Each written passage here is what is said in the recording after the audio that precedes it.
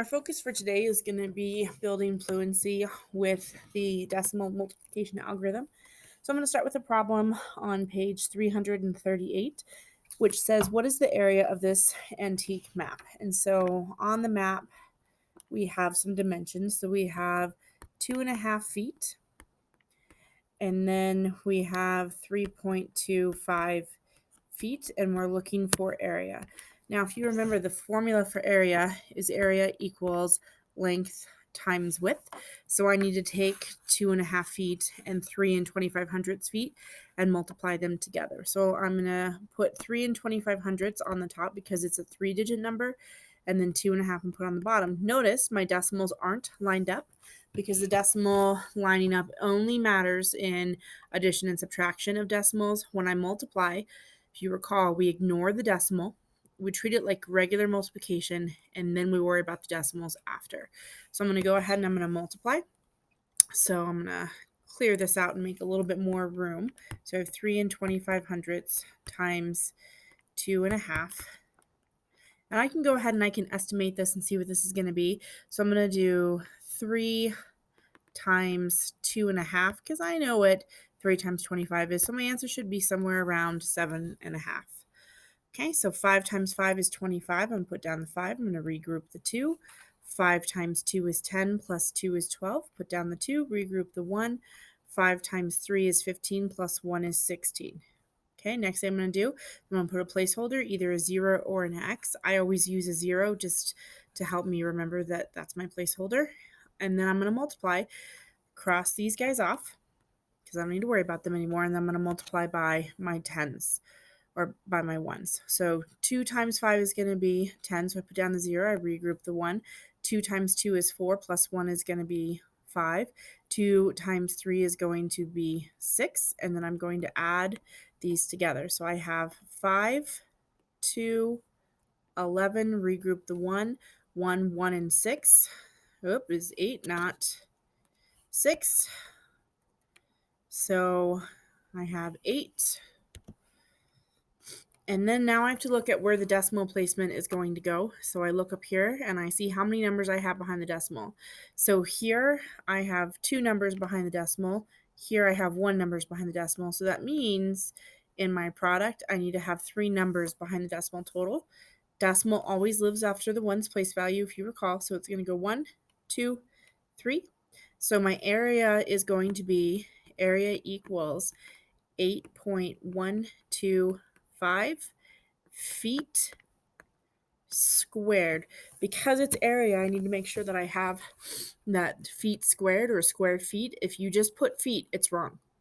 The unit of measurement for area is going to be feet squared or square feet or square yards or square miles. You need to make sure that you have that 2 or square in front of, so squared feet. Either one of those will work. Okay. Alrighty, so how do you determine where to place the decimal point in the product when the factors are decimals? We've talked about this. You look at how many values are behind the decimal in both of your factors, and then you add those together, get 3, and that number, the 3, should match 3 numbers behind in your product. All right, let's go ahead and take a look at another example. Okay, so when we have 48 multiplied by 3.9, I'm going to go ahead and multiply that out and see what we get. So I have 9 times 8 is going to be 72. Put down the 2, regroup the 7. 9 times 4 is going to be 36, plus 7 is going to be 41. Notice, I'm not going to worry anything about the decimal. I've not placed it. Decimal comes after the end. Okay, cross off the 7. I'm going to put down my placeholder, and now I'm going to multiply everything by 3. 3 times 8 is going to be 24, so I put down the 4. I regroup the 2. 3 times 4 is 12, plus 2 is going to be 14. I'm going to add those together and see what I get. So I have 2 and 0 is 2, 4 and 1 is 5, 4 and 4 is 8, and then I have 1. And then what I look at is how many numbers do I have behind the decimals up here. Here, I have 0 numbers behind the decimal. Here I have one number behind the decimal, which means my answer needs to have one number behind the decimal. So it's going to go between the 5 and the 2. So my answer is going to be 185.2. Okay. All right. So let's go ahead and take a look at our next one. We have 0.43 times 0.2. Again, I'm going to ignore the decimals and then worry about them at the end. So I have 2 times 3, which is going to be 6. 2 times 4, which is going to be 8. Then I look at the number I have behind the decimal. Here I have 2 values behind the decimal. Here I have 1 number behind the decimal. So I need to have a total of 3 values behind the decimal. And because I have 3 values behind the decimal, if I were to go ahead and multiply the 2 times a 0, I have a 0 there. So my decimal is going to go 1, 2, 3. So my answer is going to be 86 thousandths. All right, let's take a look at number 1. It says, what can you do if the decimal product has a final 0 to the right of the decimal point? So if it has something that looks like this. So if I have 186.0, they want to know what can we do with this decimal? Well, we can just drop the decimal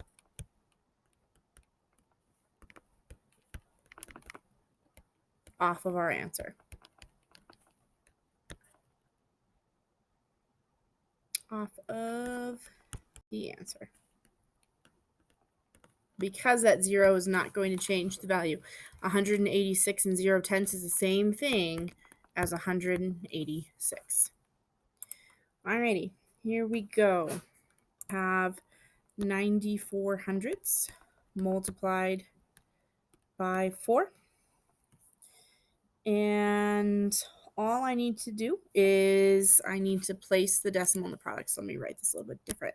So I have 94 hundredths times 4. The answer is going to be 376. So I look to where to place the decimal. I have 2 values total behind the decimal. So the decimal is going to go right there. So it's going to equal 3.76. Okay, I have 5 times 0.487. The decimal is going to go, let's see, I have 2, 4, 3, 5. Decimal, if I take a look, I don't have any values behind the decimal here, but I have 1, 2, 3. So the decimal is going to go 1, 2, 3. It's going to go right in between the 2 and the 4. Okay, the next one that I have is I have 3.4 multiplied by 6.8. And the answer is 2312. Look to where to place the decimal. I have 1 value behind the decimal here, 1 value behind the decimal here for a total of 2 numbers behind the decimal. So it's going to go 1, 2. Decimal goes right there. Next value that I have on number 6 is I have 3.9 multiplied by 0.08 equals 312. So I take a look at where the decimal needs to go. 1 value behind the 1 number behind the decimal here, 2 numbers behind the decimal here. So decimal is going to go 1, 2, 3. So it goes there. And then I would put a 0 in front as a placeholder. Okay, number 7. When we take a look at number 7, we have 9 hundredths multiplied by 22 hundredths equals 198.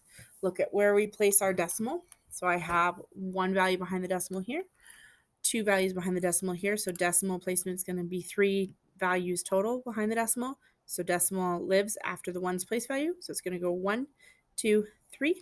Decimal goes right there. Placeholder in the front. Next one that I have is 9 multiplied by 1 2/10 equals 108. Okay, I don't have any value behind the decimal here, but I do have 1 value behind the decimal here. So I'm going to put my decimal between the 0 and the 8. Okay, let's go ahead and do a couple of the independent practices just to get some familiarity with those algorithms. I have 7 multiplied by 5/10. And I'm just going to ignore the decimal, so it just becomes 7 multiplied by 5. that's 35. And then I look to where to place the decimal. I have one factor behind the decimal. So that means my decimal is going to go between the 3 and the 5.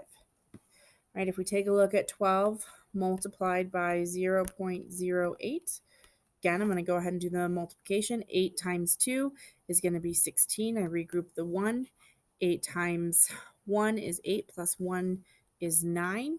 So I have 96. I have two values behind the decimal. So my answer is going to be 96 hundredths. Okay, let's take a look at number 11.